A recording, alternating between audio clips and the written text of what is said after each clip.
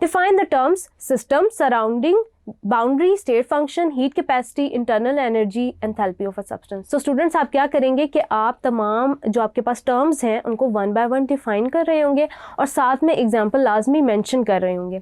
अगर तो शॉर्ट में आता है, शॉर्ट में आपके पास कोई एक दो टर्म्स इकट्ठी आ सकती हैं कि इनको डिफाइन करें। अगर अलग से भी आती है तो आप डायग्राम भी बना सकते हैं इसके साथ और एग्जाम्पल भी लिख सकते हैं प्रॉपर। सिस्टम को डिफाइन करेंगे, then surrounding, boundary, state function, heat capacity के लिए भी बिल्कुल वैसे ही आप डेफिनेशन लिखेंगे। कोई एक आप मेंशन कर सकते हैं कि स्पेसिफिक में मोलर हीट कैपेसिटी में क्या डिफरेंस है। उसके अलावा स्टूडेंट्स आपके पास आ जाता है इंटरनल एनर्जी। आप इंटरनल एनर्जी के लिए आप बताएंगे कि वो स्टेट फंक्शन है। देन आप ये भी बता सकते हैं उसके अंदर के काइनेटिक और पोटेंशियल एनर्जी से कॉन्स्टिट्यूटेड होता है। काइनेटिक एनर्जी का क्या मतलब होता है, देन पोटेंशियल एनर्जी का आगे से क्या मतलब होता है।